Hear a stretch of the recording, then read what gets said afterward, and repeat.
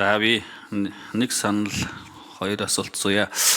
Бид одоос 2 жилийн өмнө энэ хувийн хвшил жижиг дунд бизнес эрхлэгчдэд байгаа энэ олон шат амжилттай байгаа хяналт шалгалтыг цөөрүүлэх зорилгоор мэргэжлийн хяналтын тогтолцоог өөрчилж бүтцийн өөрчлөлт хийсэн. За 2 жил боллоо. Энэ хугацаанд ямар өөрчлөлт гарав?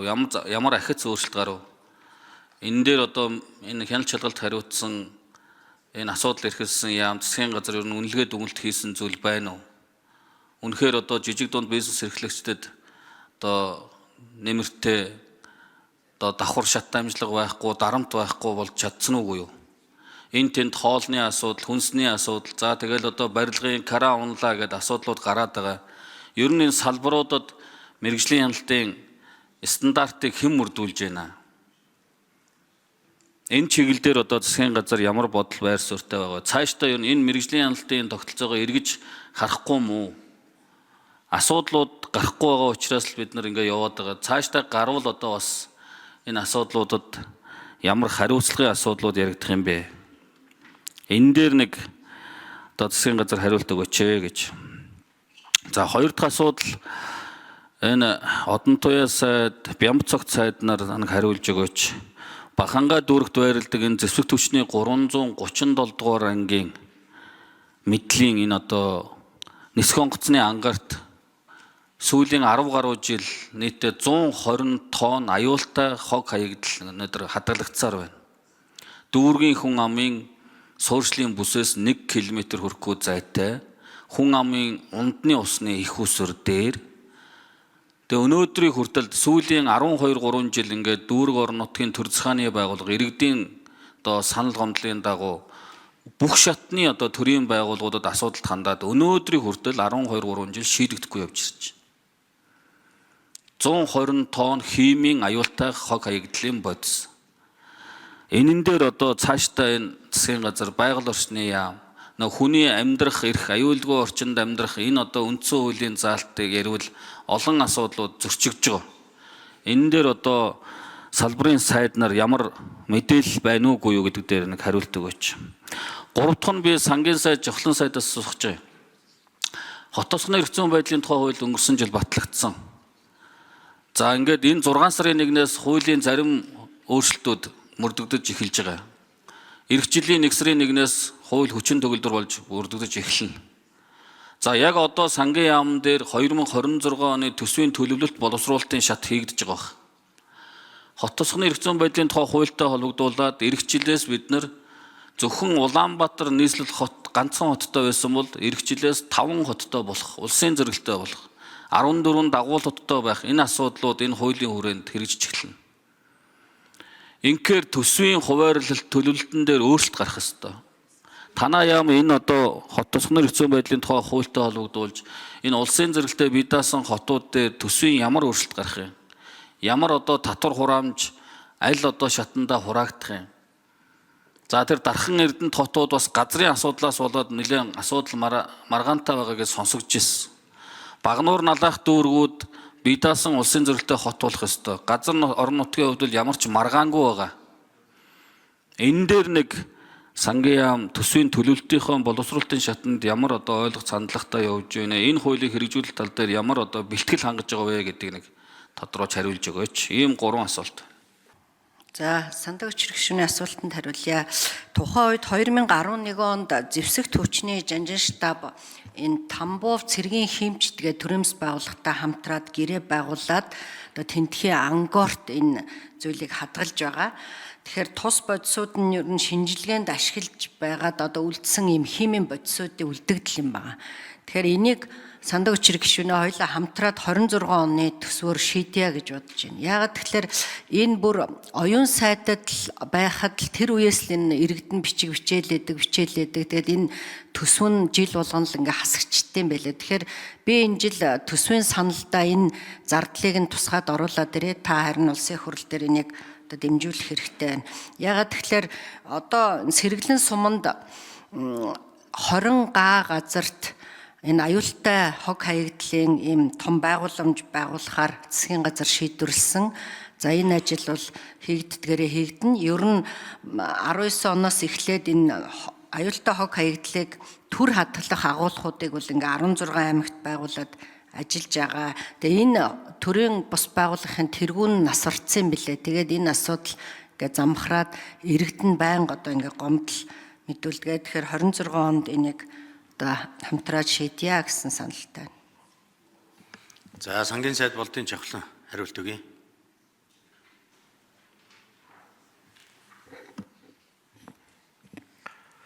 За тусганы хууль хэрэгжүүлэлттэй холбогдуулж төсвийн ерөнхий хуулийн дээр ямар ч өөрчлөлт ороогүй. За орох шаардлагагүй болов гэж ингэж харж байгаа. За хуулийн шин зохицуулалтаар улсын зэрэглэлтэй хот гээд нэгжийн хувьд статус өөр орж ирж байгаа хэдий ч төсвийн ерөнхийлөн зархичийн хувьд бол ямар ч ялгаа байхгүй. Төвчний хувьд бол за тийм учраас шинээр зохицуулалт хийх юм шаардлага үүсэхгүй учраас энэ дээр тусгайлан одоо өөр зохицуулалт хийх юм уу эсвэл журмаар зохицуулалт хийдэг ч юм уу эсвэл одоо төсөвтэй холбоотой өөрчлөлтүүд оруулах ийм шаардлагагүй гэж үзэж байгаа. За мэргэжлийн засгийн газар учрал сайд байна уу? За одоо 2 сайд хариулт өгөө. Эрдэнэлгийн одоо 2 сайд хариулт өгье. За сандаг очрох шүний асуултанд хариулъя. Салбарын хяналттай холбоотой асуудлыг асууж байгаа шүү. Тэгээд энэний өмнө бас тайлбар хэлэх зүг бах. Монгол төрийн бодлого бас тасралтгүйгээр үргэлжлэх ёстой. Энэ шийдвэрийг гаргаад 3 жил орчим болж байгаа. Тэгээд мэргэжлийн хяналтыг татан буулгаад оронд нь зөрүүлээд юу гэхээр логикийн хувьд ард иргэд рүүгээ бизнес рүүгээ чиглэж байгаа дарамтаа багасгаад засаг дотроо төр дотроо дотоод хяналтаа нэмэгдүүлэе гэдэг энэ бодлого концепцийн хувьд энэ ажил хийгдсэн гэж харж байгаа. Тэгэхээр энэ ажлаа бас нэг бүтэн явуулаад бүтэн дүгнэлт хийх хугацаа гарсны дараа ахаад ярих нь зөв байх гэж харж байгаа. За өнөөдрийн байдлаар салбарын хамтууд дээр ажиллаж байгаа салбарын хяналтын улсын байцаагч нарыг хооронд нь бодлого уялдааг нь хангах иргэд аж ахуйн нэгждэр очиж байгаа давхарсан хяналт шалгалтыг зэгцэлж цөөхөхийн тулд салбарын сайд нарыг оруулсан хяналт үнэлгээний үндэсний хорог ажилуулад За минут нэмж өгье. Гүйцээж хариулъя. тэгээд тэн дээрээ иргэд аж ахуйн нэгждэр очиж байгаа тэр хяналт шалгалтын давхардлыг арилгах чиглэлээр механикаар ажиллагаануудыг бас хийж байгаа. Ер нь бол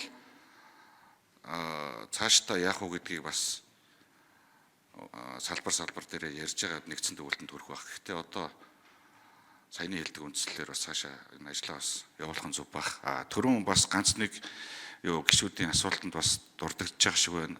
Ловсон жамц гишүүн байнгын орооны орол дээр бас асууж байсан. Ер нь энэ төлөвлөлт тайлгалт хяналттай холбоотой асуудлыг одоо хэдүүлээ бас нухацтай ярьж байгаа нь би зөв гэж харж байгаа. Нэг 3 газраас нэг 3 тоо ороод ирдэг. Тэгээд ажил хийсэн хүмүүс тоогоо хамгаалдаг. Тэгээ энэ их хурл дээр орж ирээд мэтгэлцээд идэг ийм юмнууд байгаад байгаа. Тэгвэл энийг ерөнхий сайдын хувьд бас манлайлал үзүүлээд хараад тэргүүн шадар сайд хэрэглэхийн дарга миний бие сангийн сайд орсон ажлаас гараад ажиллаж байгаа.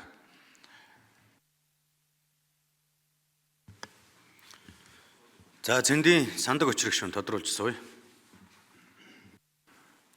Энэ мэргэжлийн хяналтын холбоотой асуудлыг бас засгийн газар цаашдаа бас эргэж харж ямар ахиц өөрчлөлт гарсан гэдгийг нэг эргэж дүгнэмээр байгаамаа.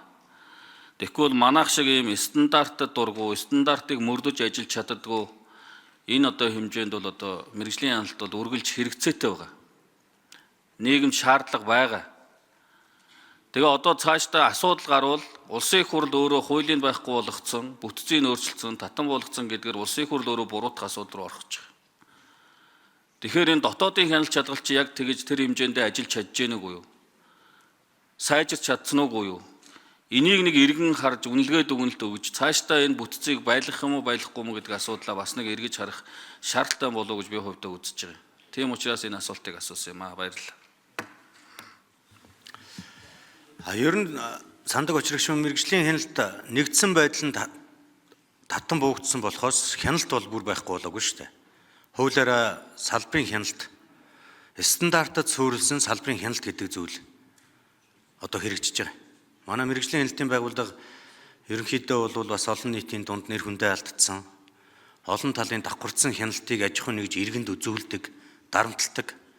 нөгөө хүн нэвэл хэрэг нь олдно гэдэг шиг байгууллага дээр очиж ямар нэгэн байдлаар хяналт хийхэд заавал асуудал үүсгэж дарамтлж идэг. Тэрнийгээ дагсан одоо хууль бус шаардлагуудыг тавьж идэг гэдэг их олон зүйлүүд үүссэн учраас энэ мэргэжлийн хяналтын байгууллага татан богдох нөхцөл бүрдсэн. Цаашдаа төр иргэнэ хянж цагдна гэхээсээ илүүтэйгээр мөр төстэй стандартыг тодорхой болгож иргэн аж ахуйн нэгж тэр стандартын дагуу үйл ажиллагаа явуулдаг л тийм 21-р зууны арга барилтай хяналт шалгалтын тогтолцоо бий болох ёстой байна. Харин энэ засгийн газрын хяналт хэрэгжүүлэх газар чинь засгийн газар дотоод хяналтаа сайжруулъя. Нэг өсөндөө өрсөлдөх чадвараа өшөө илүү дээшлүүлье, бүтээмжээ сайжруулъя гэдэг зорилго дээр дотоод хяналтын тогтолцоо бодиттой бий болж ажиллаад эхэлсэн байна. Тэгээ одоо 2 сайдын хэлдэгчлэн одоо энэ хяналт хэрэгжүүлэх газар хуулийнхаа дагуу эрх үүргээ хэрэгжүүлэх ёстой. Засгийн газрынхаа дотоод хяналтыг хуулийн дагуу өндөр түвшинд тавьдаг байх ёстой. Хариуцлагын асуудал ер нь хяналт хэрэгжүүлэх газар дээр энэ бол өргөн хүрээгээр яригддаг болох учиртай байна. Ерөнхий байдлаар ажиглаж байхад зарим сайд нар энийг бас их ойлгоцсон. Агуулгын хүрээнд хууль хэрэгжүүлэх хүрээнд бол хэрэгжүүлээд явж идэг. Зарим яамдууд бас энийг хойрог хандаад байдаг тийм тал бол бас ажиглагддаг. Тийм учраас одоо энэ хяналтын тогтолцоо гэж зүйлийг төр иргэнэ хянах гэхээсээ илүүтэйгээр төр өөрөө өөртөө хяналтаа тавиад үр ашигаа нэмэгдүүлэх шаардлагагүй бүтэц оронтойг байхгүй болгох, хариуцлага алдсан албан тушаалтанд хариуцлага тооцдог болох гэдэг энэ зүйл дээр илүү анхаарлаа төвлөрүүлж ажиллах нь зүйтэй. Харин мэргэжлийн хяналтын үйл ажиллагаа гэдэг бол салбарын хяналт дээр стандартад суурилсан хэлбэрээр явагддаг байх л ёстой. Нэг л жишээ өгдөг шүү дээ. Одоо төр иргэндээ зөвшөөрөл олгочоод араас нь хяналт тавиа яваад идэг. Гэтэл төр өөрөө иргэндээ ямар стандартыг дагаж мөрдөхтөр нь илүү анхаарлаа хандуулад стандартаа дагаж мөрдөөгүйтэй холбоотой асуудал үүсэх юм бол хариуцлага ярьдаг тийм тогтолцоогоор бодиттой бий болохгүй бол бас арга барилын хувьд бол зохимжгүй байт юм аа.